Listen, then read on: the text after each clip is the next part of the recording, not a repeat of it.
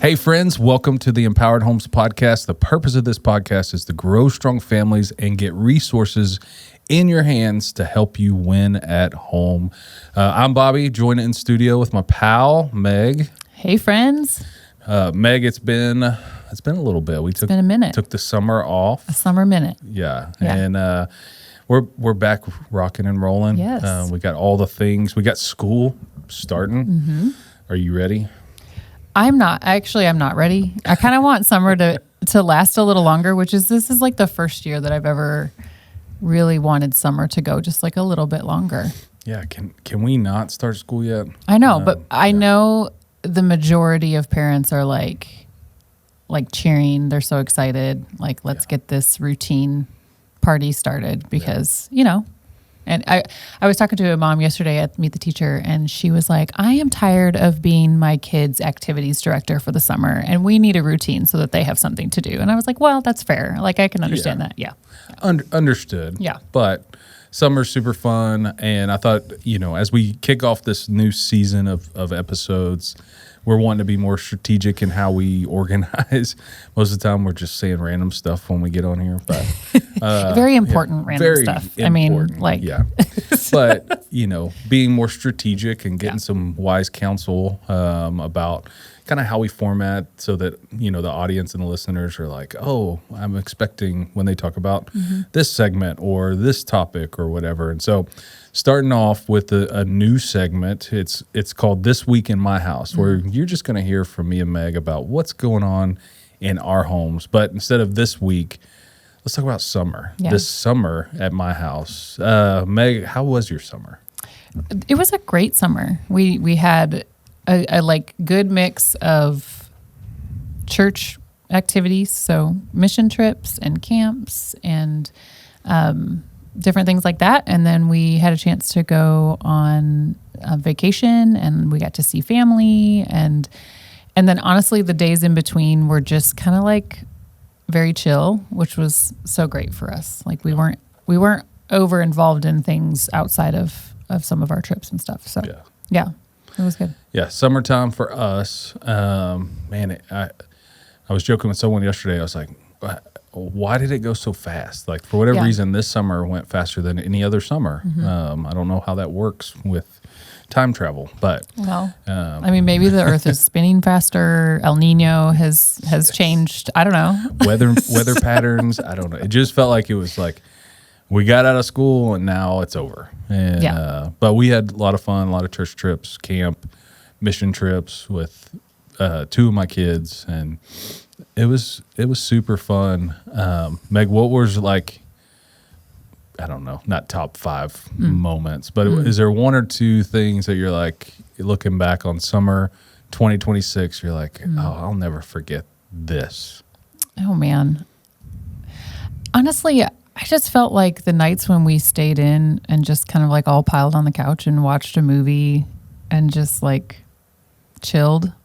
I think those, I don't know, they were just like my favorite this summer, even though we got to do some really fun things, and we got to cruise in the Caribbean. So that was really fun, memorable, but I just feel like, I don't know, it was like just the kind of like more down, milder moments, I guess, were sweet. Yeah. Slow moments. Yeah.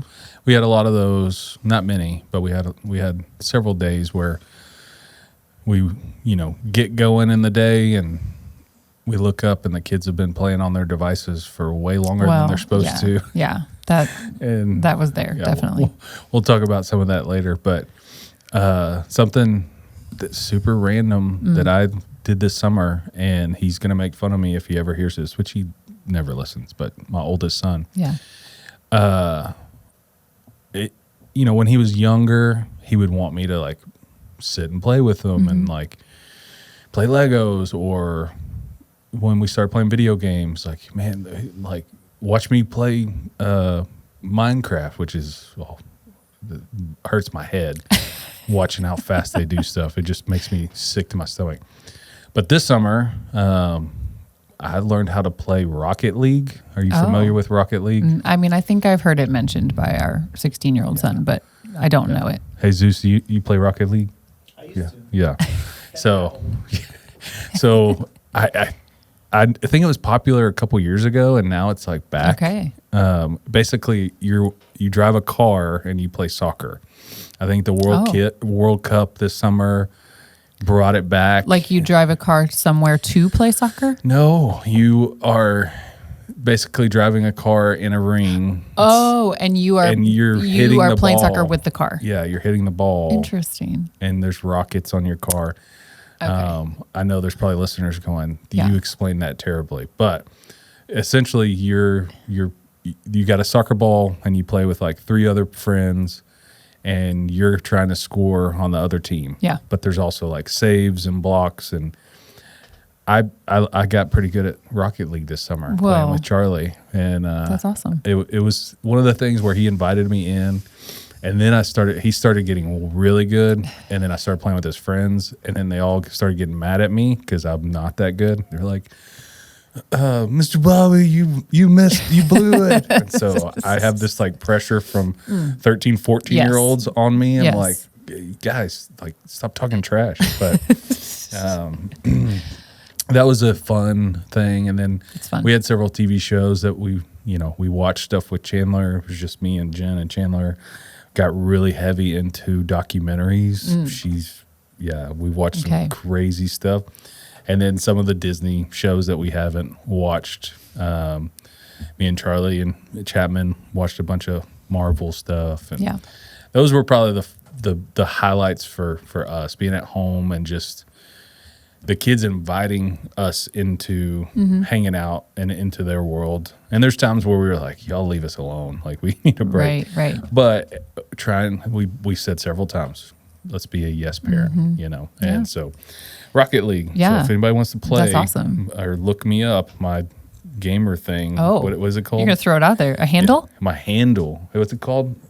Gamer tag. See, we know nothing. My gamer thing handle tag. Yeah.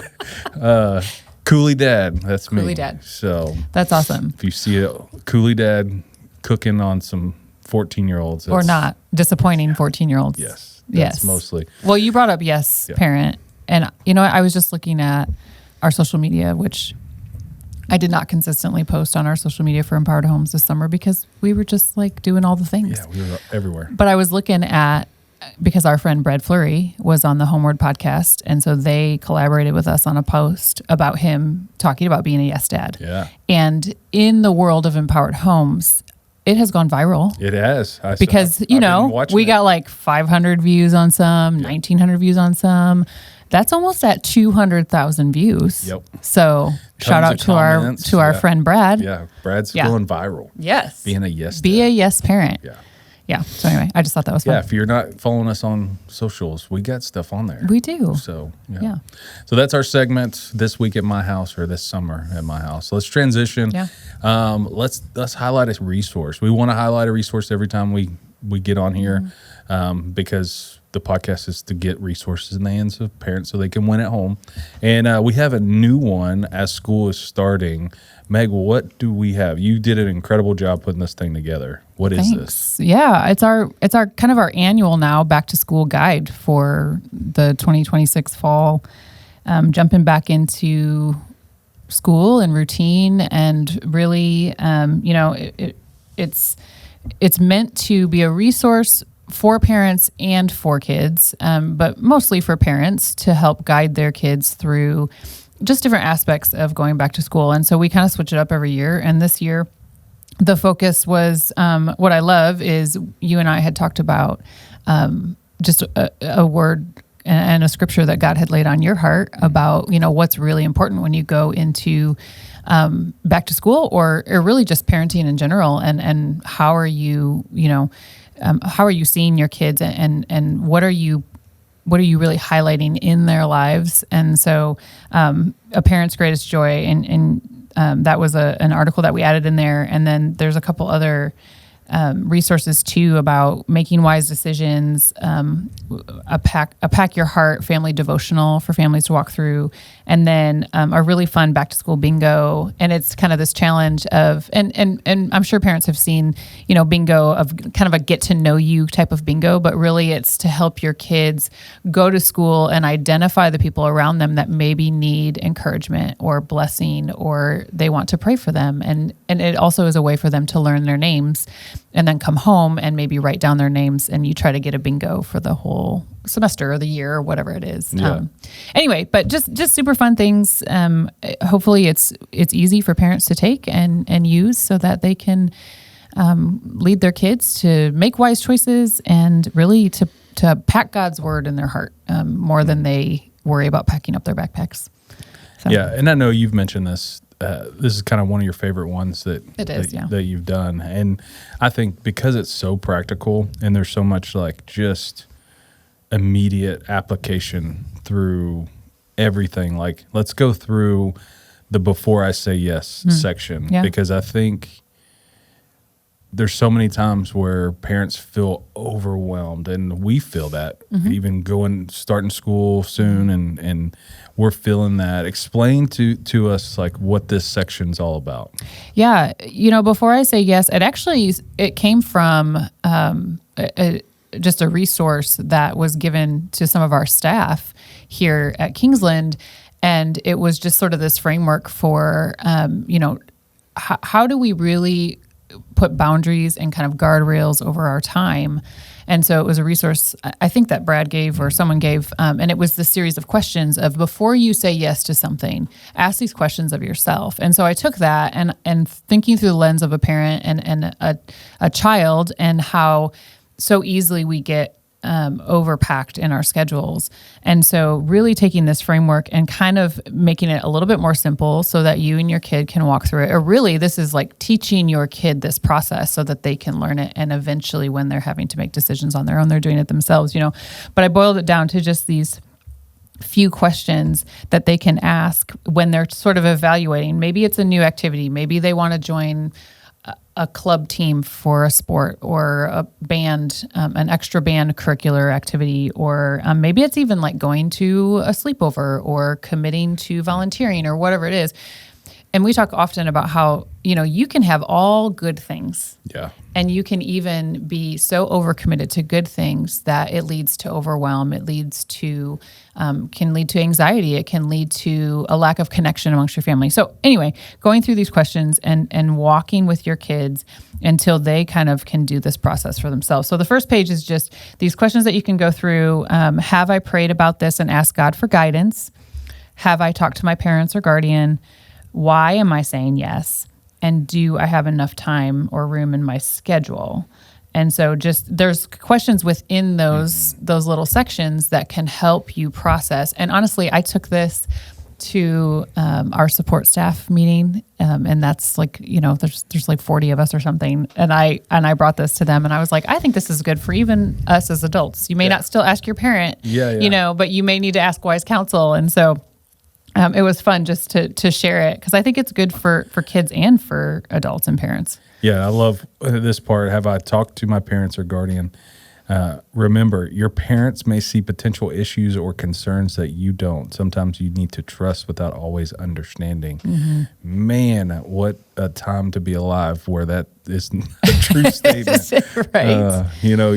You tell your kids, hey, here's some things that I see. It's ultimately your decision, right? Because it is their decision on some stuff. Yeah. Here's some stuff I see, and then fast forward 6 months, everything that you told them was possibly going to happens. Right.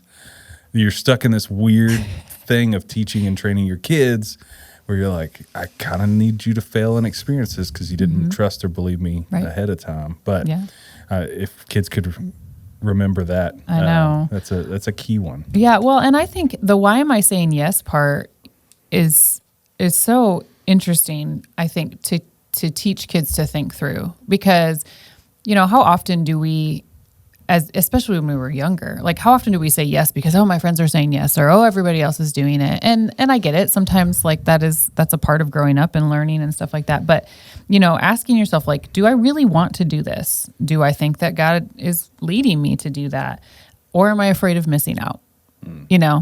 And I mean, I know adults that they say yes because they're afraid of missing out, and or maybe you don't want to disappoint someone, learning that it's okay that somebody might be disappointed that you say no, but that it's still okay. Like they can be disappointed and you can be okay. And that's fine, Yeah. So anyway. It's so good. And then flip it over. I love the test. Break down the test for me. Yeah. So the yes test is really just kind of taking these questions and putting it in like a little bit of a checklist. And so as I would assume that as parents and kids start to do this process more often, then they can just go straight to this little test, and each decision they can walk through.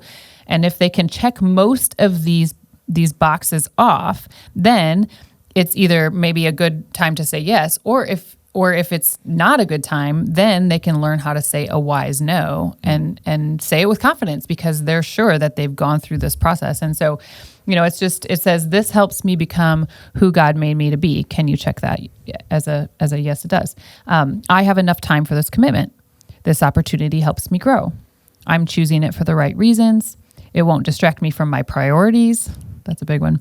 Mm-hmm. Or I will be thankful I said yes a week, a month, or when the opportunity is happening. I think that's a big one too, because sometimes we don't think through when it's further out, like, oh, we say yes, and then all of a sudden all these things have piled up, and we're like, oh my goodness, what am I going to do? I already said yes, I can't get out of it.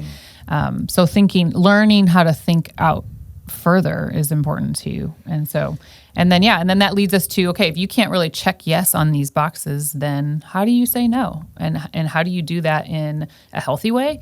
And how do you be okay just going no? Or if people are pressuring you, like if they're pressuring you to say yes, like you can just say, nope, that's not for me, or I'm choosing something else, or it's not the right opportunity. Or you can even say, I don't feel comfortable doing that. Yeah. And that's okay. Yeah. Yeah. We're teaching and training our kids how to respond to these decisions, and every yes is a no to something, and we hear that all the time. But when your kids get busier and busier, because that's kind of the season we're in right now, like we're genuinely helping our kids have to process this for themselves. And we want to raise them in such a way that they can make these decisions. We don't want to just make the decisions for them. Right. Because that's a whole nother can of worms. Either your kids are going to resent you because you made them do this, or they're just going to be so overwhelmed because they don't fully understand like what saying yes to X, Y, and Z can bring. And then you're having to walk them off a ledge of like, hey, right. You committed to this stuff. We're going to see it through. What's your phrase about quitting? Well, it's a part of our core values that the Landis, we never quit. The N in Landi is never quit until God tells you to. Yes. We added that part later because we did realize that while we want to teach our kids, our family, to not just quit when things get hard, but there are times when God is asking us to step away, or he's asking us to say no to something. Yeah. That's so good. So that's one of my favorite parts of this. And then you have the devotional guide that Pack Your Heart, 6 weeks to go through with your kids. Super simple, easy. And then the bingo is super fun. I was asking my kids yesterday, I was like, do you know the names of any cafeteria workers? Right. They were like, no. I said, well, you got to put that on your bingo card and get to know people. Yeah. And then they were going through it, and they were naming names of like some of the police officers on campus. They were like, oh, Mr. So-and-so, blah, blah, blah. And so they were already trying to get ahead of this. But I love it. Super fun to challenge our kids just to be aware of who's around them. Notice people. Yeah, just to notice people and know their name. Like that's one of the things that even at church, we've got so many staff, and we have, custodial staff.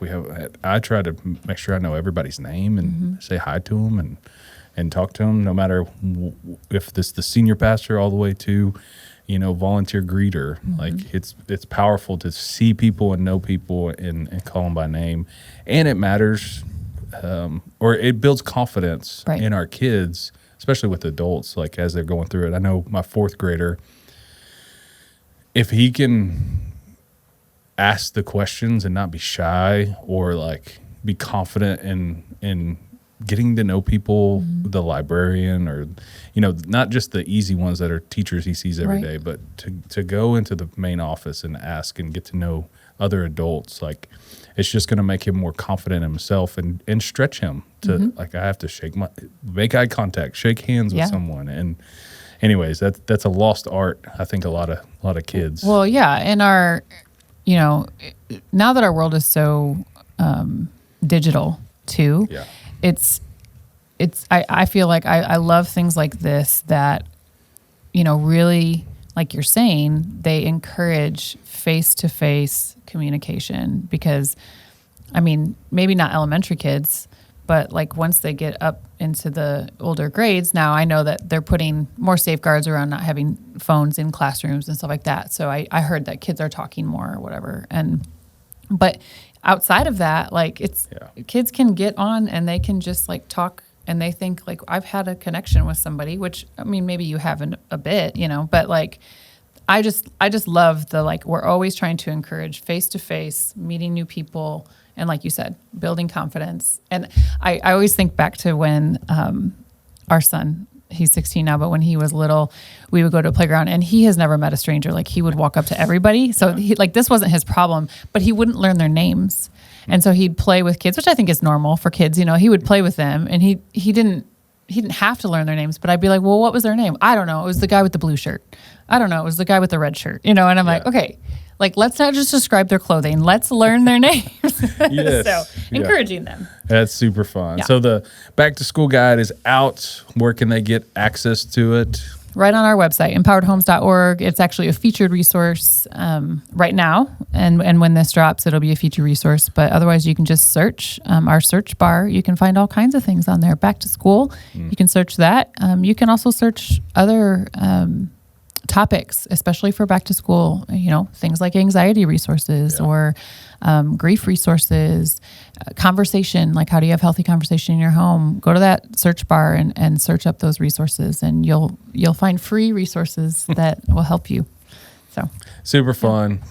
Thanks for all your hard work putting this together. Yeah. It's going to bless a lot of families. Well, also, we've got this posted up on social media, so Instagram and Facebook.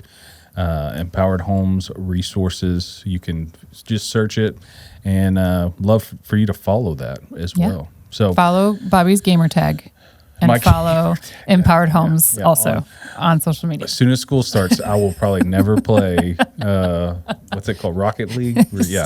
Again. Although I must admit I got really good at it this year. So that's good. I can do aerials, which I didn't. I just learned what that was. That's you know great. what that is? You know what an aerial is? Too old. So aerials, you fly through there, whatever. It's dumb.